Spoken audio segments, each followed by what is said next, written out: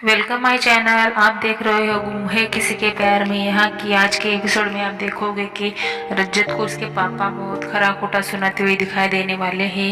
यहाँ पे रज्जत को बोलता है कि वो सभी अपने पड़ोसन हो के अपने बेटी की तरफ ध्यान दिया, उसका कोई हक नहीं है, लेकिन तुम्हारा हक हो के भी आप अपना हक नहीं जता रहे हो, क्योंकि आपने कभी उसे प्यार ही नहीं दिया, सभी को कभी अपने गोद में नहीं बिठाया, उसको उसका प्यार नहीं मिला। और वो पड़ोसन हो के उसका फर्ज अदा कर रही है। उसने तुम्हारे बेटे की जान बचाई, उसको आपने थैंक यू बोलने के बजाय उस पर आरोप लगा दिया, उसकी फैमिली को, पूरी फैमिली को पुलिस स्टेशन में रवाना कर दिया। ऐसे उसे बोलते हुए आपको दिखाई देने वाला है। एक तरफ सभी और उसका पूरा फैमिली पुलिस स्टेशन में पहुंच जाता है। वो सभी उसे पुलिस स्टेशन से निकालने के लिए आ जाती है। यहाँ पे आप देखोगे कि सभी उसकी मम्मी को, ईशा को समझाते हुए दिखाई देने वाले कि मम्मी आप टेंशन मत लो मेरी सगाई के बारे में, और बाकी मैंने सिर्फ उसे अस्पताल लेके गई क्योंकि वो बहुत ही इमरजेंसी केस थी, क्योंकि उसने अडल्ट सिर्फ ज़्यादा पी थी, इसलिए मैंने वो काम किया, और उन लोगों ने आपके साथ ऐसा किया, मैं उनका बदला लूँगी, ऐसा सभी उसे बोलते हुए दिखाई देने वाले। लेकिन यहाँ पे उसकी मम्मी को, ईशा को ऐसा लगता है कि उसकी सगाई नहीं टूटनी चाहिए, उसकी शादी उसी से, शशांक से ही होनी चाहिए, ऐसा उसे लगता है। तो वो बोलती है हम उन लोगों से माफ़ी मांगेंगे और उसे बोलेंगे कि थोड़ा प्रॉब्लम हुआ था इसलिए शादी रुक गई, तो आप 2-3 दिन में फिर से शादी करवा सकते हैं, ऐसा बोल के वो उसे समझाने लगती है। लेकिन सभी बोलती कि नहीं, मैं इन बातों का बदला लूंगी। एक तरफ यहाँ पे कांस्टेबल फोन पे देखता हुआ दिखाई देने वाला है कि इनका वो वीडियो वायरल हो गया है, तो वो वीडियो देखने के लिए वो भाग पड़ती है और वो देखती है कि वहाँ पे वीडियो वायरल हो गया है कि इसके ईशा और इसके पापा दोनों को यहाँ पे वीडियो में दिखाई दे रहा है कि इन लोगों ने किडनैप किया है, ऐसा वो आप देख सकते हो। तो वो सभी भड़क जाते हैं और गुस्सा भी करते हैं कि इन लोगों ने हमारे साथ बहुत बुरा किया है। यहाँ पे ईशा शांत होते दिखाई देने वाली है क्योंकि वो बहुत इमोशनल हो गई है यहाँ पे, जब से वो शादी की बात बिगड़ गई है तब से। एक तरफ यहाँ पे उस ख्यालों में उसके पापा बोलते हैं, तो यहाँ पे रजत ड्रिंक करते हुए आपको दिखाई देने वाला है। उसका दोस्त उसे समझाते हुए दिखाई देने वाला है। वो बोलता है कि आप सभी से माफी मांग लो क्योंकि उसने आपकी बेटी को बचाया है।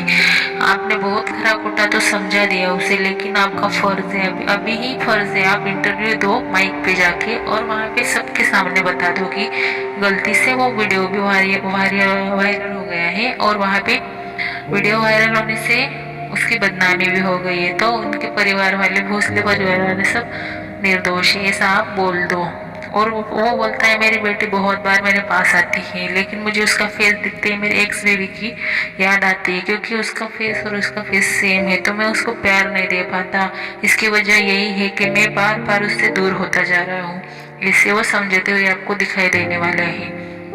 और उसकी बहन उसे समझाती कि भाई जो हुआ वो हो गया, आप अभी आपको टाइम है, आपको माफी मांगने की भी जरूरत है। आप वहाँ इंटरव्यू में बोल दो सही से कि आप निर्दोष हो, हमसे गलती हो गई है और हमने आपके परिवार को बहुत परेशान किया, आप हमें माफ कर दो, ऐसा वो समझाते हुए आपको दिखाई देने वाले। एक तरफ उसके मम्मी भी उसे समझाती कि रज्जत तू स्ट्रांग है, तू ना जिंदगी में बहुत कुछ कर रहा है, तुम्हारे पापा भी आपके बारे में अच्छा ही बोलते थे, आप जाओ आज उसे बोल दो। एक तरफ यहाँ पे रज्जत काम पे निकलता है और सभी का घर दिख जाता है, तो सभी से वो बोलने के लिए जाने ही वाला था। सोचता है कि आज मैं इंटरव्यू में बोलने से पहले इसे एक बार बोल दूं कि हमारी तरफ से आपको बहुत नुकसान हुआ है, तो सॉरी बोलने के लिए निकल पड़ता है। लेकिन वो घर के सामने जाता है तभी उसे उसका उस दिन का सारा झगड़ा याद आ जाता है। जिस दिन वो ड्रिंक करके आया हुआ होता है उसी दिन ये सारा मामला हो जाता है, तो वो डोर बजाने वाला होता है लेकिन नहीं बजा पाता। उसे वो पिछला हुआ बीता हुआ दिन याद आता है कि जब वो मुझे घर के पास आई थी तब मैंने उसके साथ कैसा बर्ताव किया था, और मैं नशे में था, मैंने उसे लालच दी, पैसे दिए, तो पैसे के लिए कर रही है ऐसा, और तू हर लड़की एक जैसी होती है ऐसा उसे लगता है, तो वो उसे घर तक छोड़ के उसकी बेटी को भी हॉस्पिटल ले जाती है, ऐसा उसे गिल्टी फील होता है, तो वहाँ से वो निकल जाता है ऑफिस के लिए। आगे जाके आप ये भी देखोगे यहाँ पे कि रजत और वो आगे क्या फैसला लेने वाला है। यहाँ पे सभी की सास ईशा उसे समझाती है कि मैं शशांक को कॉल करती हूँ कि ये सगाई फिर से जोड़ दे, जो हुआ वो हो गया, वो थोड़ा प्रॉब्लम हो गया। तो सभी उसे नहीं बोलती, आप नहीं जाओगी और रजत के घर में भी नहीं जाओगी, नहीं तो आप मेरा मरा मुंह देखेगी। अगर आपने ऐसा किया तो आप मेरा मरा मुंह देखेगी। और उससे अपने सर की कसम लेके प्रॉमिस भी करवाने लगती है कि आप नहीं जाओगे, आप मुझे प्रॉमिस करो, अगर आप वहां गई तो मैं जिंदा नहीं रहूंगी, क्योंकि आप दोनों का मेरे लाइफ में बहुत इम्पोर्टेंट है। और आप किसी के आगे मत झुकना मेरे लिए, और मुझे शादी भी नहीं करनी। अगर अच्छा हुआ वो सब समझ में आ गया, अगर वो उसका बॉस होगा रजत शशांक का, तो वो उसके काम की वजह से मुझे छोड़ रहा है, वो उसे डरता है और मैं उस बात की परवाह नहीं करती, मुझे जरूरत नहीं शादी की। ऐसा सभी आपको बोलते हुए दिखाई देने वाला है। तो ईशा से वो सभी प्रॉमिस करते हुए अपने सर की कसम दे के बोल रही है कि मम्मी आप मत जाना वहाँ पे, किसी से माफ़ी मांगने की कोई ज़रूरत नहीं है, हमने कुछ किया ही नहीं तो आप माफ़ी क्यों मांगोगे, माफ़ी तो वो रजत मांगेगा आपसे, ये मैं आपसे वादा करती हूँ। ऐसा बोल के सभी वहाँ पे चुप करा देती है और अपने रूम में निकल जाती है। रूम में जाते ही अपने स्कूल से उस टीचर का कॉल आता है कि सभी मैं ये क्या देख रही हूँ, आपके फोटोज और आपके फैमिली के फोटोज वायरल होते हमारे पास आ रहे हैं। तो उसकी दीदी हिरनी दी और उसकी छोटी बहन उसे समझाने आ जाती है क्या हुआ ताई।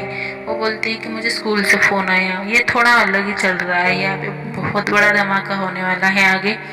यहाँ पे सभी बोल रहे हैं कि हमने कुछ किया ही नहीं फिर भी सजा मिल रही है। यहाँ पे उसकी छोटी बहन समझ रही, आप ऐसे करते हो इसलिए आपके साथ ऐसा हो रहा है। ऐसे ही बातें हमारे चैनल में आके जानने के लिए धन्यवाद।